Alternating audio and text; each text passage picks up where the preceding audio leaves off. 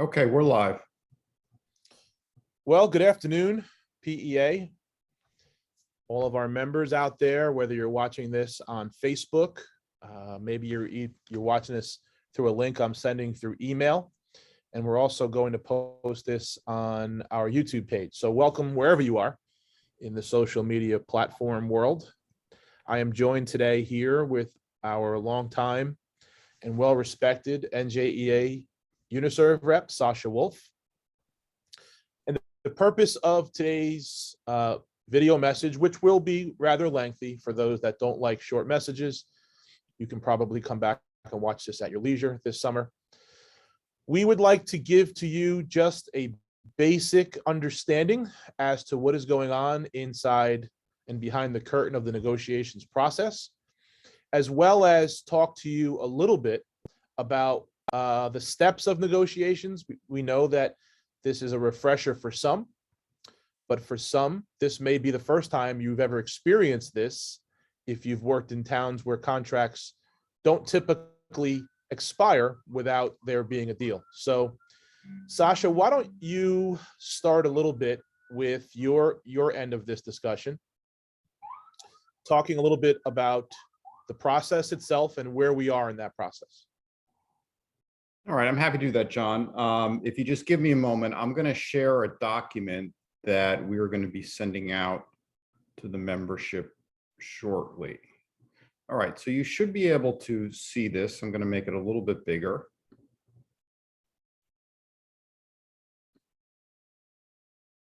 Okay.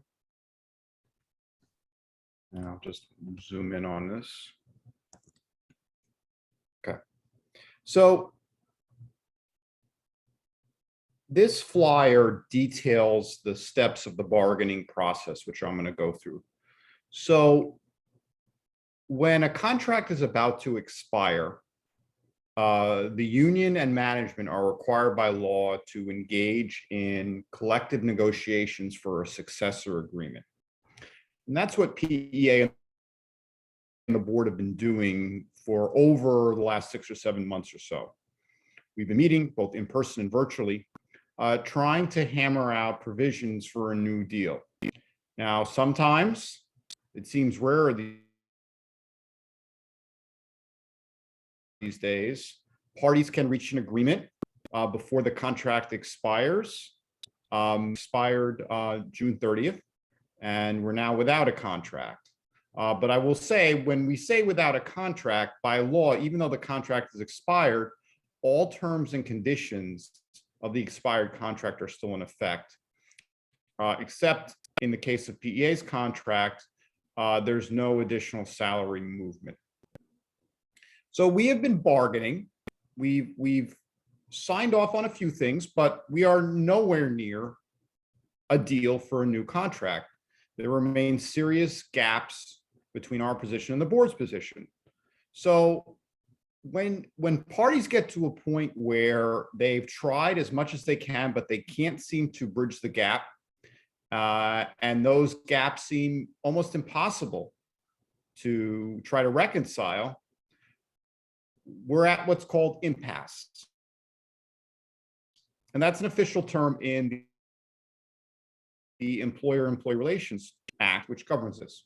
So when parties reach impasse, either side can request from the state for a mediator to come in. And in this case, PEA filed what's called a notice of impasse with the Public Employment Relations Commission, PERC, which you may have heard of.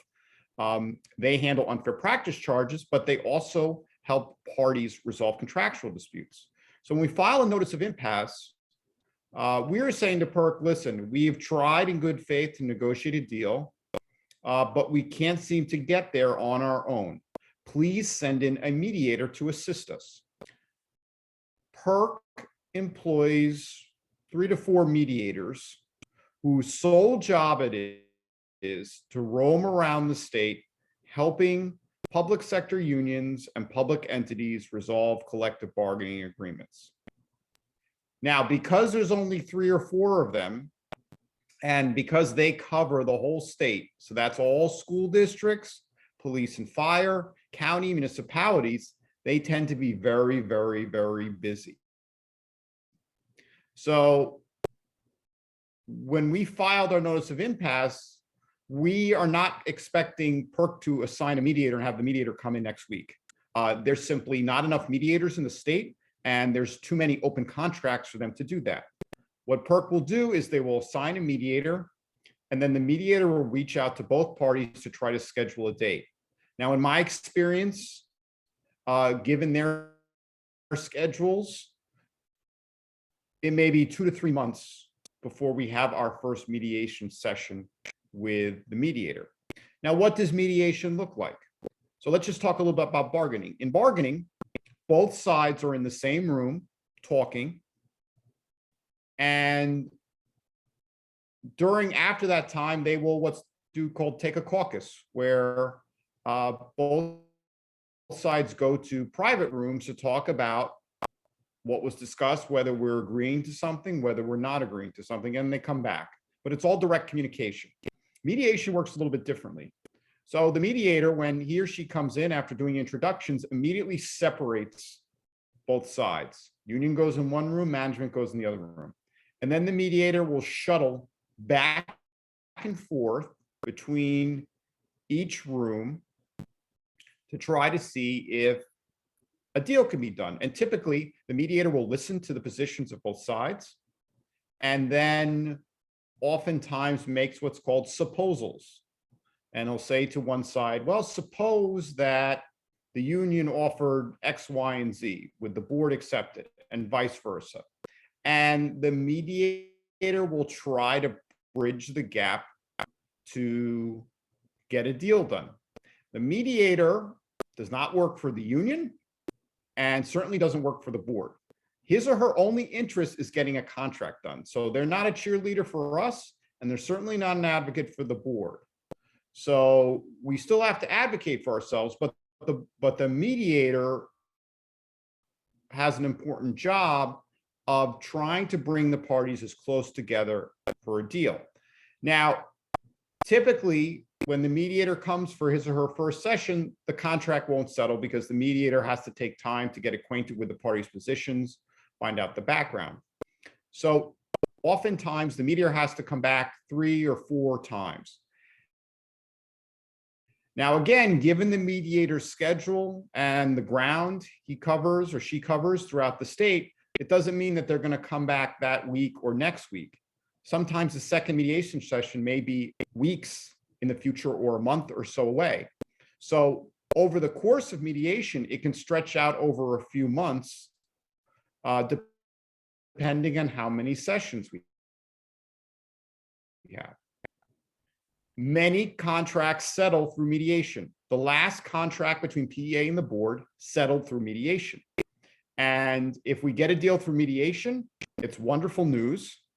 But sometimes, and this has happened to PEA many times in the past, a mediator can't simply get the parties close enough to get a deal done. And so what the mediator does says, listen, I've done all that I can. I'm going to send you to the next step of the process. And that's called fact-finding. What happens with fact-finding is a little bit more formal.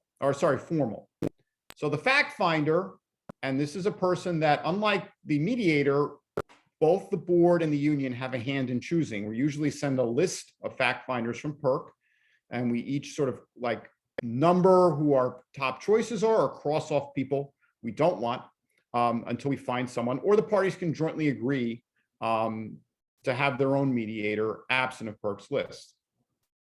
Once that fact finder comes in, typically they'll try to see initially if they can, pick up where the mediator left off to try to resolve the contract informally. If they can't, they'll hold a hearing. And under the hearing, each side presents evidence to support its claims for proposals. So for example, we have a wage proposal. We would present evidence supporting from other districts, using economic data, having witnesses to show that the board should accept our proposal. And we would do that for other proposals as well, and so would the board. At the end of that process,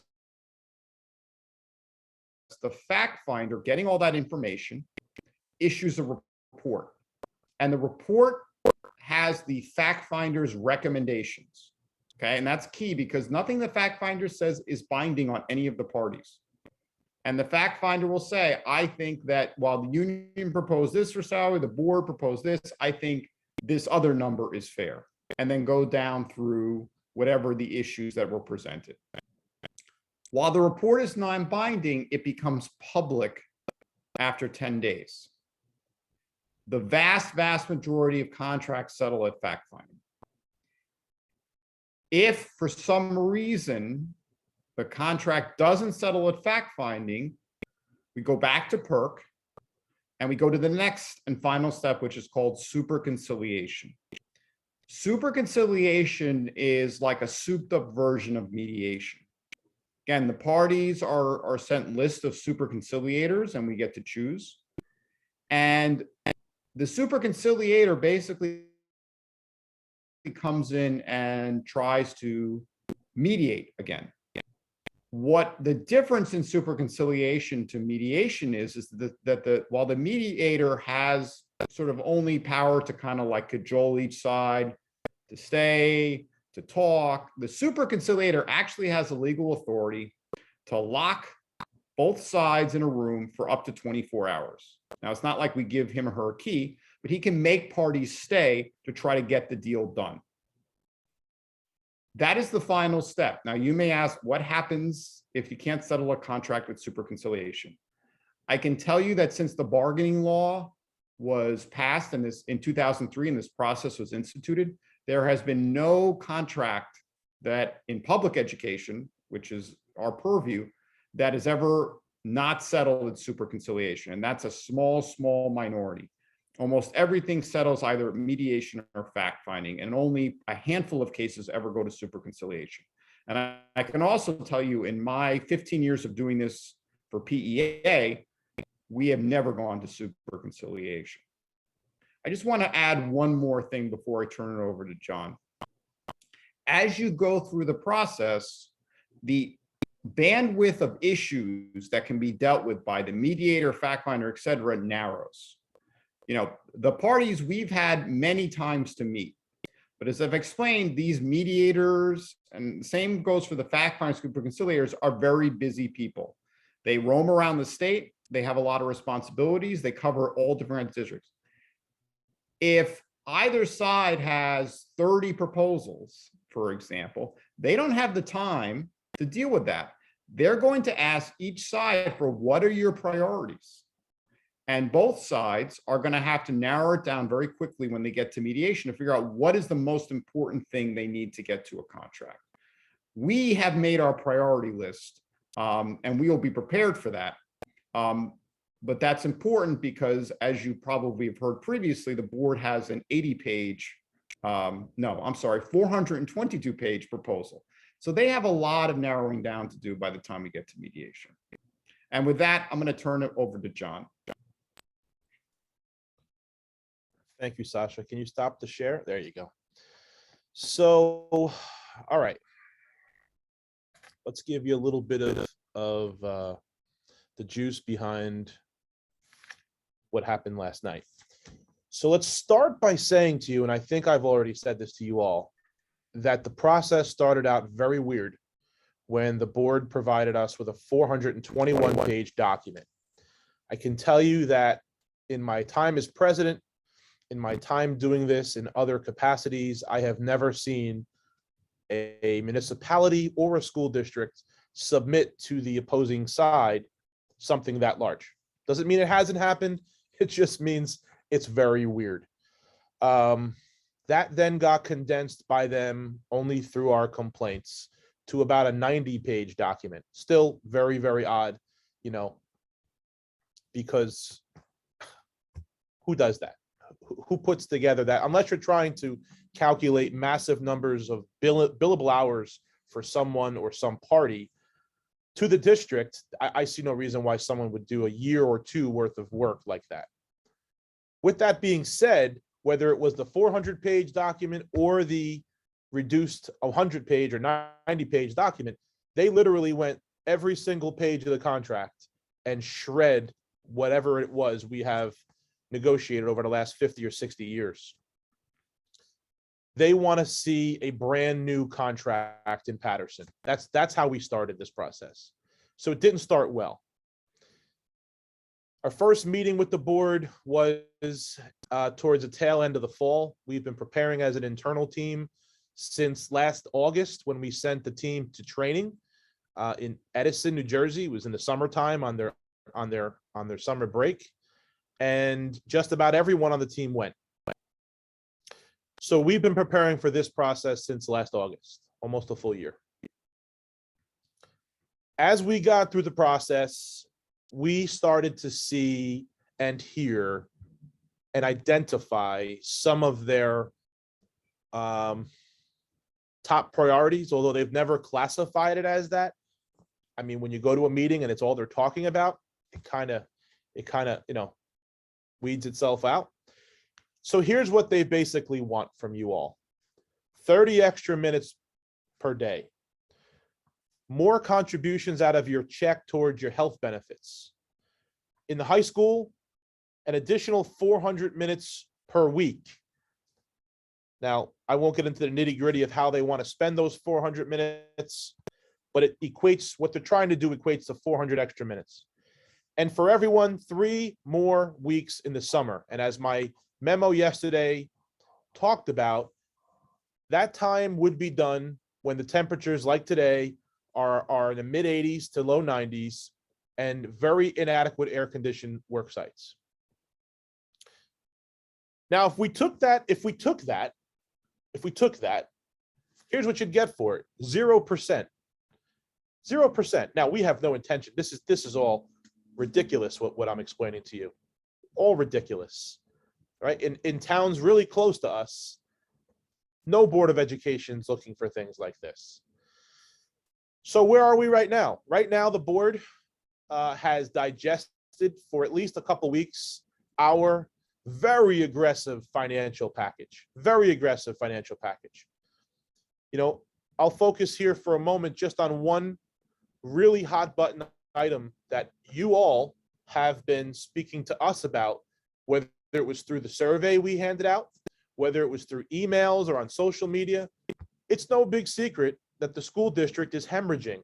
In the next 2 years, I anticipate this school district to be in a, they want to talk about the financial cliff several years ago. They're in a staffing cliff right now.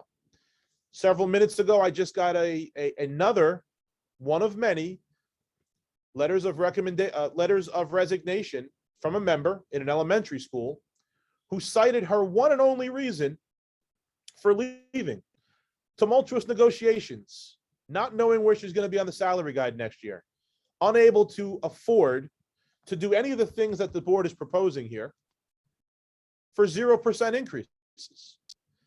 So this is going to be a very, very rocky start to the school year. We are dead last as it relates to the information we've ascertained regarding class coverage compensation. And I got a little ahead of myself and was starting to talk about that a moment ago. Dead last. So we've made an aggressive proposal, to bring us into a very, very high category of ranking for class coverage compensation. We've made probably one of the most aggressive salary proposals since 1979, when inflation was around 11%. So we've made a very, very, very, very aggressive salary proposal. And I will tell you the board's reaction to that proposal last night. Their reaction was twofold. First, it was, your proposal is so aggressive, we believe you, the PEA, are now bargaining in bad faith. Well, how are we bargaining in bad faith? We're not bargaining in bad faith. What we're doing is we're trying to compensate our members accordingly. Have you seen our salary guides? Have you seen what the state did in 2014 when they came in and created 2 guides? Have you seen the secretary guides and the security guides? Have you seen where Patterson ranks? So we are working really, really, really hard, whether they believe it's in bad faith or not, right? No one complains from this side when large percentages go towards a superintendent as bonus money or salary money. No one's complaining when others are receiving their increases. In fact, it's my understanding that the non-bargaining just settled their contracts at a healthy percentage. So to be at 0% at this point in the game, with school set to start in 2 months, is not acceptable.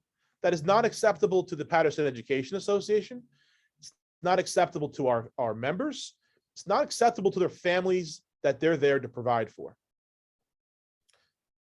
I will tell you that it is a bit discouraging that at this juncture, only half of our members have participated in either the Facebook, text message, or email version of our pledge. Our pledge has asked members to do nothing, absolutely nothing, related to work before September 1st. That includes setting up your classroom, packing if you're moving. I don't care if it's paid or not. That includes every single email you're getting from members saying, please come help me set up, or a supervisor or principal saying, let's have a meet and greet, if you can believe it, on July 19th. This school district needs to finally understand our work is not for free. We do it to ourselves all year long. We take work home with us. We're doing lesson plans on our free time. I've said it since I was elected. We need to get back to the old union mantra. When the bell rings first thing in the morning, when the bell rings last thing before the day ends. Everything in between is our job, but we are starting to work to the contract beginning September 1st by the terms and the conditions of the contract.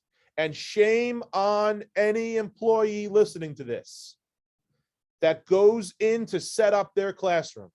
Shame on you. Shame on you. Shame on you. Shame on you. We will do our best to identify those work sites where classrooms are set up in August. We will do our best to do that. Now, our action team, they have a list of every single person who has taken the pledge. If you've taken the pledge, I want to thank you very much, because it is because of you that we have the energy and the strength to continue this fight. But for the 50% that haven't, look, maybe you're out of the country. Maybe you don't look at your text messages. Maybe you have no internet for the entire summer. I don't know. But whatever it is, we are going to start having action team captains calling you, Zooming you, knocking on your doors, whatever we need to do to ask you why you haven't participated. Because let me just say this plainly. If 50% of the people have not participated, we have to assume that means you're not interested in whether we have a contract on September 1st. You're not interested in any of the actions that we've taken or will take, and you're not interested in this process in general. Maybe you too are set to retire. Maybe you too are set to resign soon. But you're here for now, and you're a member of the association, and we need to stick together, because what I am seeing right now is a divided association, and we need to get back to the nitty-gritty and to the grassroots of what makes us a PEA member. You know, I listen to all the comments, even though I don't respond, and sometimes I do actually tune out because I too need some time to myself when I get home with my family. But when I am looking at some of the comments, I see a lot of folks focusing on things that are out of our control. I see a lot of folks focusing in on things that have not happened or they'd like to see happen. What I would love for everyone to do is to focus on the now, the here and now. What can we do here? What can we do now? Well, I've already outlined a couple things. First, if you are a building with an action team captain and you are the captain, or maybe you're a delegate, Let's start looking at the spreadsheets that we sent out today. Go to your schools tab, see who's on that list, see who's not on that list. Start figuring out why and lead them to the link to sign up to take the pledge to not come in. The next thing you can be doing here and now is you can be making sure that if your administrator sends something out this summer, our employees are not checking their email. It's bad enough that some employees, according to Principal Sakala, were thinking of going in on the 19th of July for a meet and greet.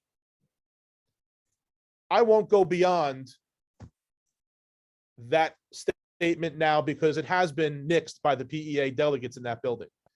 But if you see or you hear another building doing the same thing, and we know who those buildings are, we know who those principals are that think they're above the PEA. Some of them have even come from this union. They made their bones in the PEA. So shame on them as well. Shame on them. They know who they are. But if you see that happening, let us know. Delegates, action team members, we need to stop them as well, because the buck stops here with the PEA. The buck stops here. We are only as strong as our weakest building or our weakest work site. If you don't have, and believe it or not, there are some schools that still do not have an action team captain. How is that possible? We can't come to your doors and beg you and plead you and pull you out of the house and say, would you please do it? If you don't want a contract, let us know.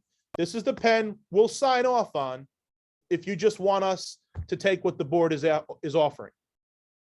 But if you don't want that, and if you want to see change, you got to get involved. You can't sit on the sidelines. The 7 of us down here, the executive board, the delegates, the action team captains, we're just small little groups of people. But you are where the power is. You are where the power is. So with that said, I know that this is not the news that anyone wanted to hear. I know it's not. But I ask you to do a couple of things. One, follow our instructions from here forward on what it is we need for you to do. There is no action too small. There's no action too small, especially when a third at best are doing them. Please start checking your emails from PEA and stay off the school website. Stay off the school emails. Who cares what an administrator is sending you? The last thing I want you to do, the last thing I'd like you to do is I would love for every single employee listening to this to put their away or vacation message up until September 1st on your Patterson Public School email accounts.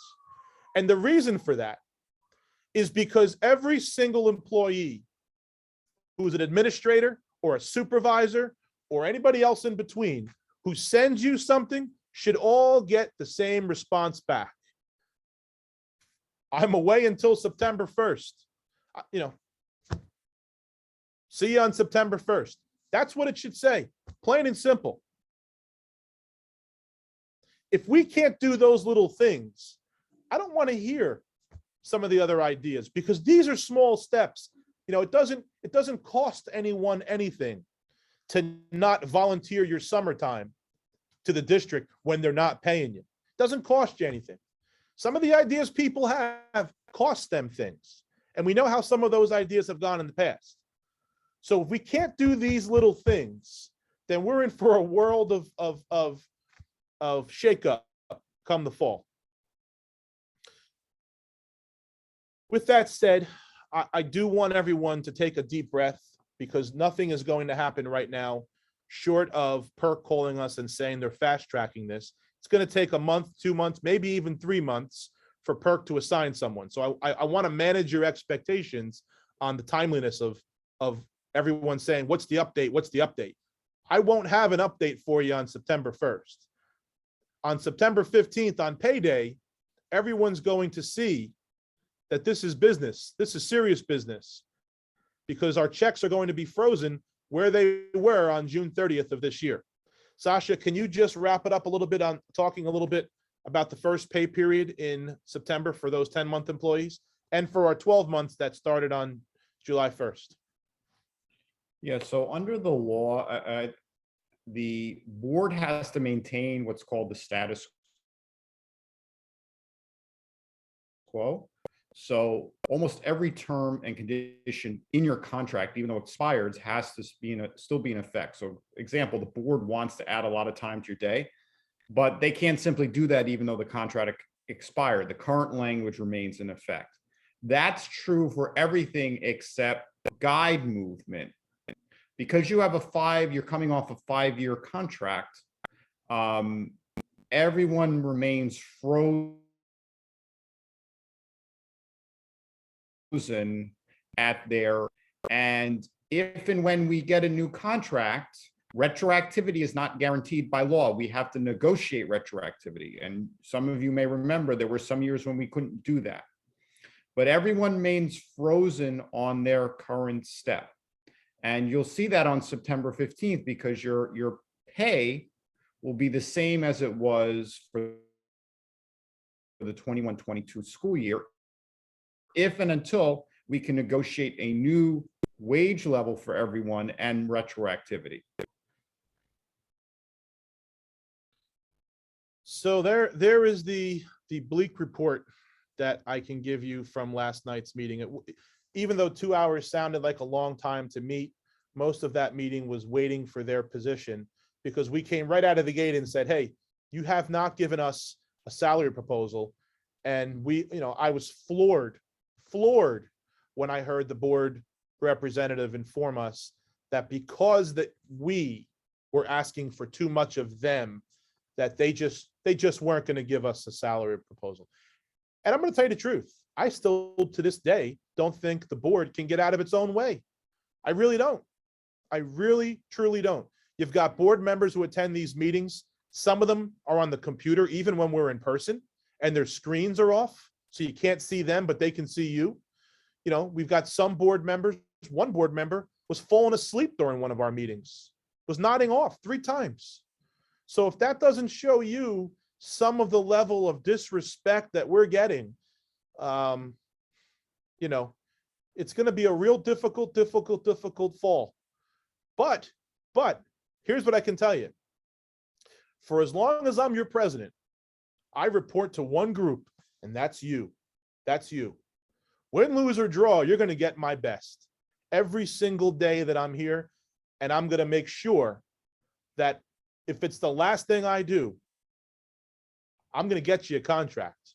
I'm going to get you a darn good contract, something that what we bring back to you, when we bring something to you, it's going to be something that I think I'm proud to present before you. Not going to bring you, a dog crap contract simply to say we got you a contract. Now, I have to manage expectations, however. While we're going in there fighting for every single dollar and red cent we can, when we get to the process where the mediator comes down, the mediator takes a look at the trends.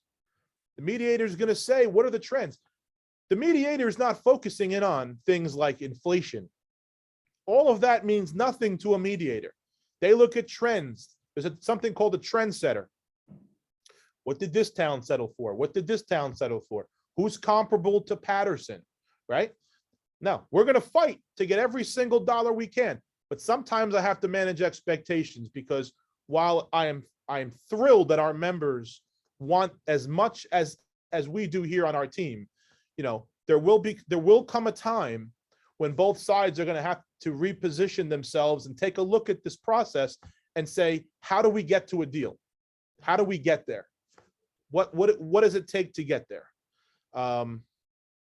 And at this point, that's really all I have for you. Sasha, is there anything you want to say as a parting goodbye here?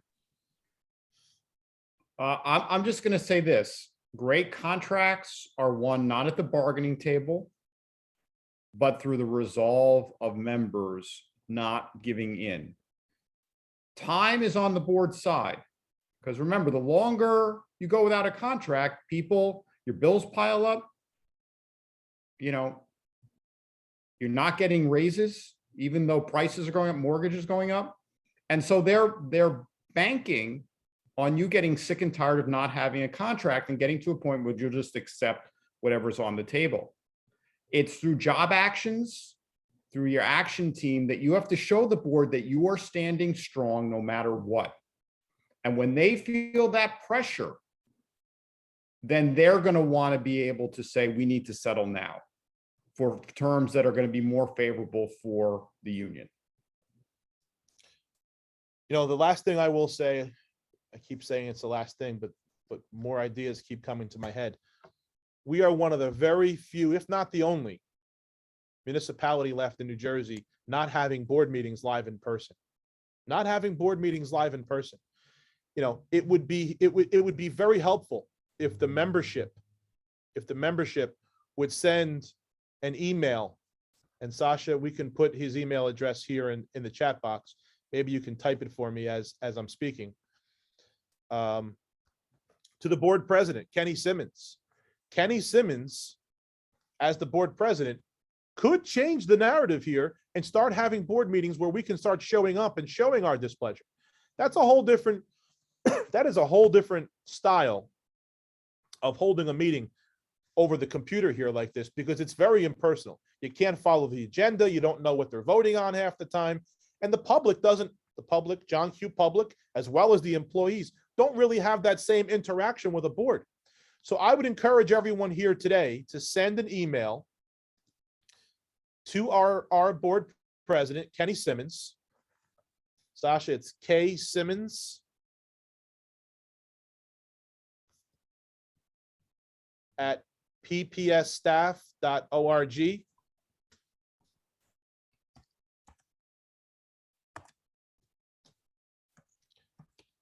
You could also send it to K Simmons. Is that correct? Yeah, we'll just go with that one. That's the one I believe he uses the most. Look, send him an email. Dear President Simmons, I'm an employee of the school system. If you're a resident, please let them know you're a voting resident as well. We have about a third of our membership that are voting residents for board and for other elections here in Paterson. And let them know, hey, I would love to start seeing and know what are the reasons. Let him tell you, what are the reasons for holding your Board of Education meetings behind the cover of Zoom? Why are we not meeting back in person again? What seems to be what is the data that you're utilizing to make these decisions? And when do you expect to have these meetings live again? Every single person, these are actionable things that you can start doing now. One letter from me, guess what? They're not going to respond, but they're going to start responding to constituents and employees. They have to. Otherwise, they're not doing their job. With that said, I want to thank everyone for watching. I don't know how long we went because Sasha's running this Zoom today here, but I hope that you do watch this. I hope that you take some of our ideas and put them into action. It'll start to, I think some of the ideas we gave you today are a heck of a lot better than saying it on our private Facebook page. It actually puts now some of those comments and some of that anger towards some good use. And let's see where this process goes. A lot can happen in 2 months. A lot can happen in 6 months. Let's see where this goes. You guys remember 2018, we didn't settle that contract until March 28th after being expired. So we were about 6 months expired in 2018 as well. But this one feels a little bit different. I think you all understand why some of the things I've outlined here. This one feels a little bit different. The superintendent and I, the last time, we were on better terms. We were meeting once a week. We were able to resolve issues through a phone call or an email. We talk now when we have to, but I'm Mr. McEntee to the superintendent when I was John back in 2018, and she was Eileen. So this one feels a little bit different, but listen, hang in there, everybody. Hang in there. Keep your chin up, stiff upper lip. We're going to get through this. We're not going to get through it, though, with everyone going 100 different ways. Let's stay the course. Let's stay tough. Only the strong survive in this business. So hang in there. We're going to get through this together. Everybody take care. Thanks, everyone.